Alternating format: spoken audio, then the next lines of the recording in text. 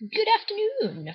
It is moi, and also time for another books read and acquired, much more sort of subdued week, considering last week was a bit mental. So this week is much calmer, and there's only 4 books that I have acquired. 2 of which I got from Amazon early this week, and I will confess to having read both of them already. So yeah, there's that. But I was ordered to buy them because they were apparently amazing, and I completely concur because they were freaking awesome. The first book is The Gathering Dark by Leah Bard Bardugo? Dugo? I don't know.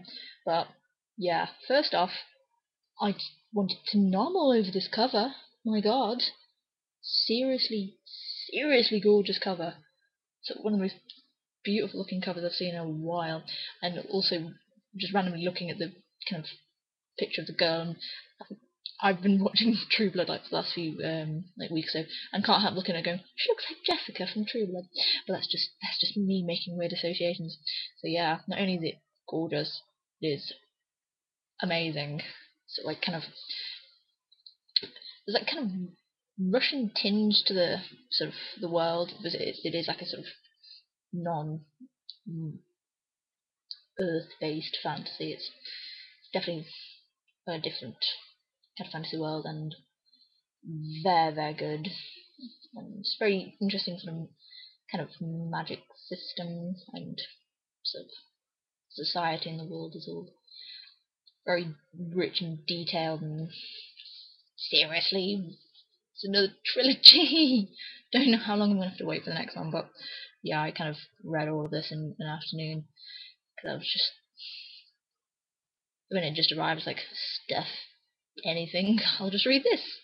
So yes, The Gathering Dark, definitely one to go for if you like your fantasy and like a really nice romance aspect to it as well, which makes me kind of all happy and smiley.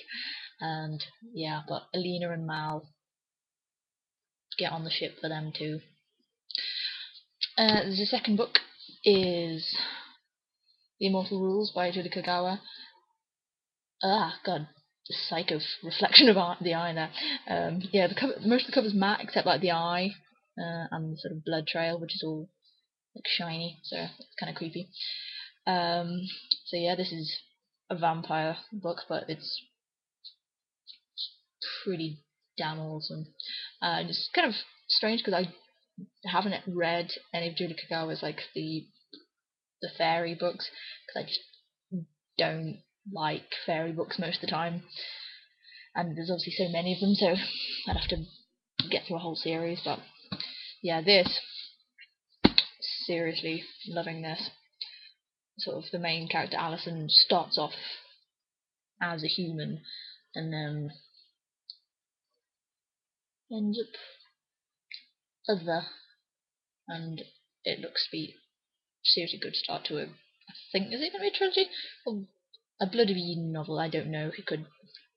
I'm hoping it's not going to be a massively long series, because if you start dragging things out, it gets a bit tedious. But I mean, this is like a hefty, like 500-page book. Can't write that many of that kind of size. But yeah, it's a really interesting kind of. It's almost dystopic, like a dystopic world where the vampires have kind of taken control, and there's a bit of a blood red road tinge to things where once you get out of the main compound, so it's just desert. Well, not desert, just wilderness populated by nasty rabbits.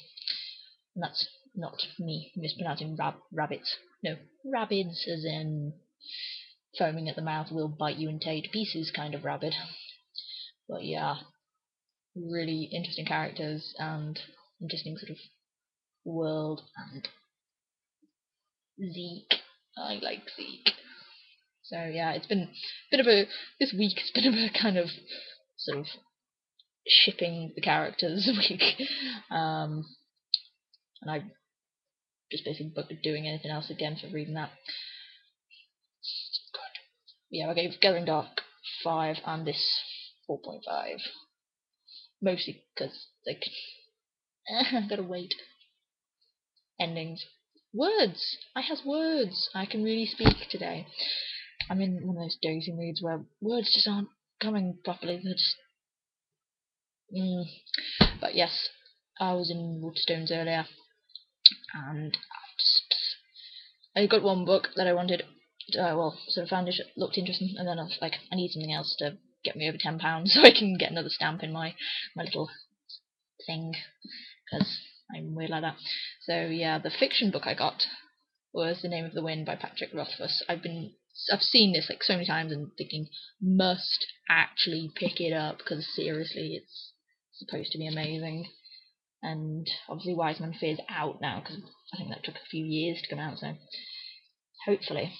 It's like, oh my god, it's like 700 pages. So yeah, I have that, which looks to be awesome, and I don't know when I'll get started on it, because hiccups, weird hiccups. But I'm hopefully will get the chance to.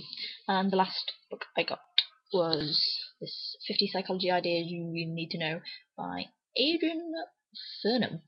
I've actually doing an Open University module, like starting with psychology, and I thought this would be a really good idea to add variety to modern learning, and it's sort of set out in a really kind of cool sort of setup. It actually looks quite interesting, and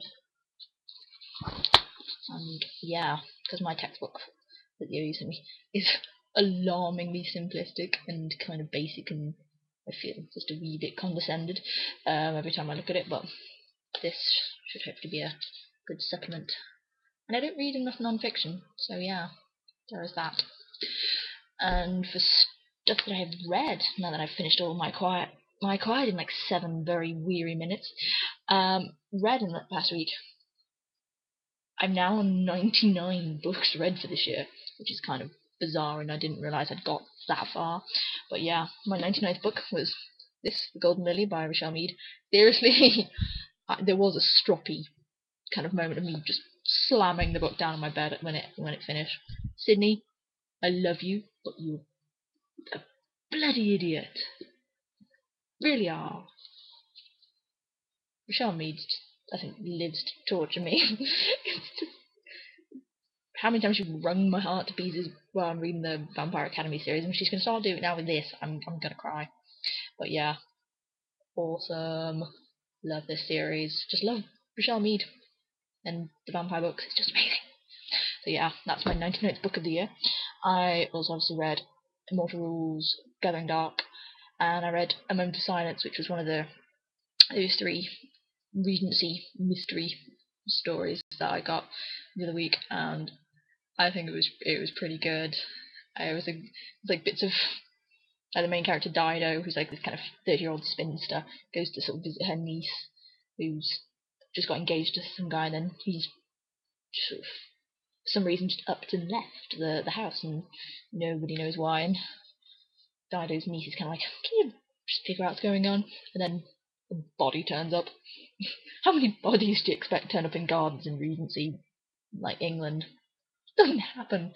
But yeah, it was a really sort of good kind of evolvement of like figuring out all the different sequences going on, and didn't quite expect the ending actually, so I'm kind of looking forward to reading the next one. So really fun, kind of light mystery kind of series. And yeah, oh my god, that's actually all I read in the past week. Surprise! So yeah, the next book is going to be the big 100. I was not expecting to get that many. I mean, I can't remember when I hit 100 last year, because last year was a terrible year for reading. So hopefully this year I might actually be back on track for more like 200 rather than like 150, which would be excellent. So yes, that is all that I've written required. And do you like my new glasses? I have new glasses.